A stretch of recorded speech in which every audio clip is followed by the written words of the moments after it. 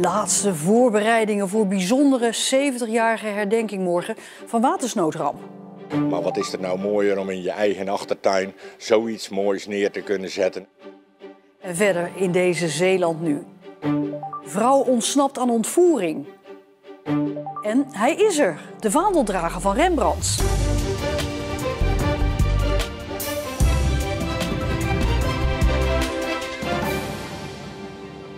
Goedenavond. Honderden genodigden komen morgen naar het Watersnoodmuseum in Ouwerkerk voor de landelijke herdenking van 70 jaar watersnoodramp. In en om het museum is vandaag alles op orde gebracht voor die herdenking. Bij het museum is een klein dorp gebouwd voor ruim 200 gasten. Ze gaan daar eten, drinken en een symposium bijwonen. Maanden van voorbereiding komen vandaag samen. Zoals de bloemen van bloemist Jaap Wisse uit Henkensand. Bloemschik over heel de wereld en op alle mooie grote projecten. Maar wat is er nou mooier om in je eigen achtertuin zoiets moois neer te kunnen zetten. De kleuren rood en wit komen morgen tijdens de herdenking vaak terug. Zo leggen overlevenden van de ramp bij het monument bloemen neer in deze graffase. Morgen dan worden daar in die buizen dus het getal 53 wordt daar gemaakt van witte boeketjes. En die aansluitend bouwen we zo eigenlijk, die 53 gaan we opbouwen. René de Landmeter is een van de medewerkers van het museum die al maanden bezig is met de herdenking. Bij alles is het de vraag van hoe zal het morgen in de praktijk gaan. Want je kan alles wel van tevoren uitdenken, maar het moet ook nog gebeuren. En gebeuren gaat het. De uitzending van de herdenking start morgenochtend bij Omroep Zeeland om 9 uur. En rond de herdenking komen weer veel verhalen los. Zoals die van de troostkinderen. Kinderen die na de ramp zijn geboren en dezelfde naam hebben gekregen als hun broertje of zusje die bij de watersnoodramp zijn omgekomen. De gevolgen voor deze troostkinderen werken soms tot de dag van vandaag door. Zoals bij de bijna 70-jarige Willy. 3 weken na de ramp wordt Willy geboren. Midden in een hectische en traumatische periode. Haar ouders zijn niet alleen hun oudste dochter verloren, maar ook de opa en tante van Willy. Mijn naam is Willy Wouterina Janna. De eerste naam Willy is van mijn zusje die op 1 februari 1953 is verdronken. Wouterina is naar mijn oma die ook op 1 februari is verdronken. En Janna is naar mijn tante die ook op 1 februari 1953 is verdronken. En stel dat het helemaal niet gebeurd was, als het helemaal mooi geweest was, dan was ik gewoon Apollonia geweest. Dat Willy dezelfde naam heeft gekregen als haar verloren familieleden, was op dat moment een logische keuze, heeft haar vader eerder uitgelegd. Op wat er gebeurt, betrekkelijk. Wat beter een andere naam kan een kindje spreken, maar ja, dat is niet gebeurd. Nee, je bent ook helemaal verschuft. Bij spreken, ja, ik ben geestelijk doorgeslagen. Dus dan even ja, dan moet je wel weer maar. Maar dat ze zo heet, komt ze pas 4 jaar na de ramp te weten als ze met een prangende vraag terug thuis komt van school. Hoe kan dat nou? Op school noemen ze me Willy, maar ik ben toch zus? Ja, en later hadden ze iets van, ja, dan moet het toch maar Willy worden. Want ja, omdat ik op school ook Willy, konden ze er niet meer onderuit. Het was natuurlijk te pijnlijk voor mijn ouders om dat te doen. Willy heeft een relatief onbezorgde jeugd. Maar zo terugkijkend ziet ze wel dat ze anders is behandeld. Ik leef voor 2. Ja, ik bedoel, mijn zus zei wel, jij krijgt veel meer dan ik. Mijn zus die is van 1955. Ik heb ooit gezegd dat die daarom anders was, omdat de ramp al wat langer geleden was. Die was gewoon wat lichter in karakter, anders. Maar als ik er achteraf natuurlijk bij stilsta, dan denk ik, ja, wel degelijk. En ik ben ook zelf natuurlijk meer gaan bedenken van, dat heeft daarmee te maken gehad. Willy leeft lang met het idee dat de ervaringen van haar familie nou eenmaal bij het leven horen. Totdat ze in de psychiatrie gaat werken en 48 jaar na de ramp een spiegel wordt voorgehouden. Iemand die had haar broertje verloren. Dus ik dacht van, wacht even. Natuurlijk, voor mij is dat ook iets geweest wat mijn leven heeft beïnvloed. Ik realiseerde me wel dat het gewoon zover was dat ik daar hulp bij nodig had. Dankzij die hulp wist ze ook meteen dat ze niet moest gaan helpen toen in haar woonplaats Enschede niet veel later de vuurwerkramp plaatsvond. En ergens had ik naar die hal kunnen gaan en kleding uitdelen. Ik kon vanuit mijn werk met een busje met mensen die daar dingen verloren waren, die mochten dan begeleid de wijk in. Ik denk, ga ik ook niet doen. Omdat ik dan zelf wist hoe het moest voelen, alles kwijt te zijn en eventueel ook nog familie. De ramp loopt als een rode draad door haar leven en daarom probeert ze er ieder jaar bij de herdenking bij te zijn. En dit jaar hoopt ze naast te herdenken er ook een kleine familiereunie van te maken. Het is heel mooi hoor, de dochter van mijn broer die denkt dan ook daarin mee.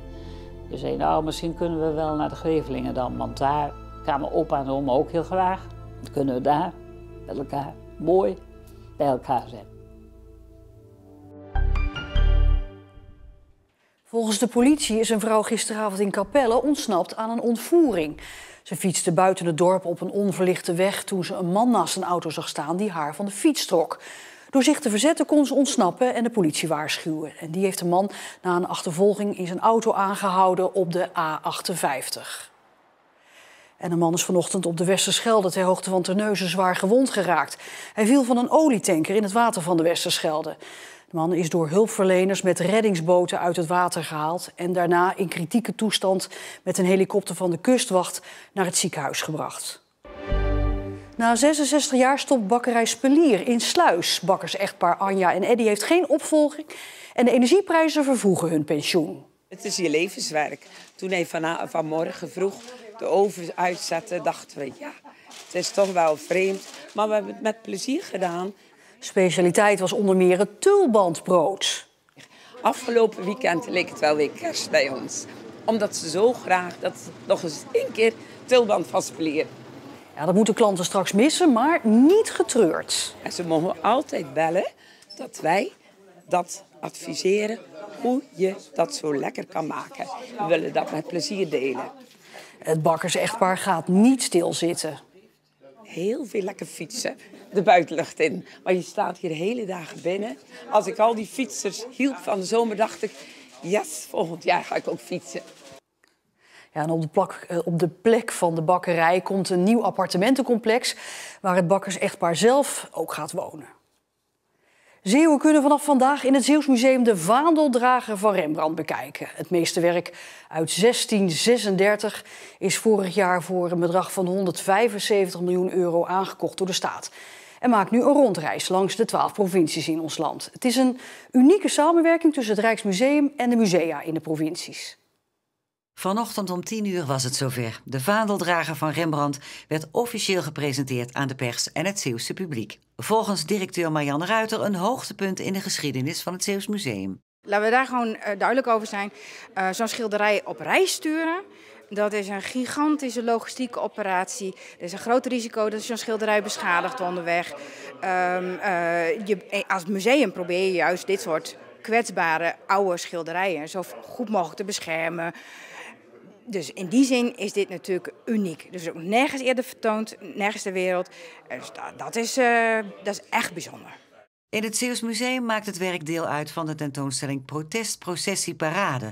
Een bonte verzameling van lokale verenigingsvaandels en vlaggen tot spandoeken met uitingen van sociaal protest. Er is ongelooflijk veel te zien. Het is heel vrolijk, maar er zit ook veel woede in door die protestgeluiden. En eigenlijk als je binnenkomt word je een beetje overlopen door een grote manifestatie eigenlijk. Een demonstratie van gemeenschapszin en sociaal protest. De eerste 25 bezoekers waren ook erg enthousiast over het meesterwerk van Rembrandt. Fantastisch.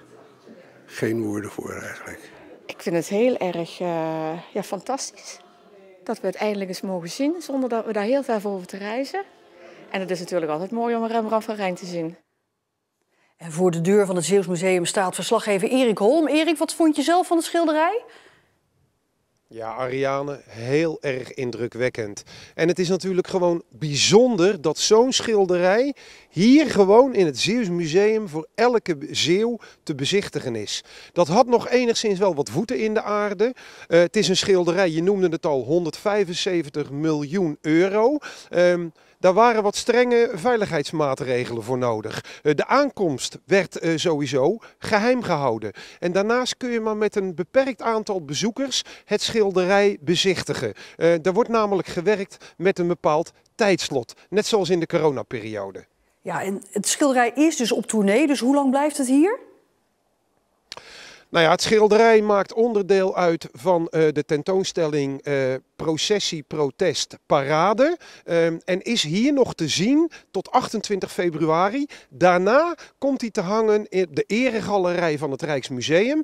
En volgens Marjan Ruijten, wanneer je hem hier nog wil bekijken, moet je opschieten, want het loopt storm. Erik, dank je wel. Een grijze, bewolkte dag vandaag in Zeeland met af en toe een spatje regen. Maar met gemiddeld 8 à 9 graden was het hier, zoals in Veren, vooral zacht. En de komende dagen worden regenachtiger en er staat dan ook een stevige wind. En tot zover deze Zeeland nu. Morgen, 1 februari, is er dus vanaf 9 uur 's ochtends een speciale tv-uitzending bij Omroep Zeeland over de 70-jarige herdenking van de watersnoodramp. Ik zou zeggen, kijken dus. Nog een hele fijne avond.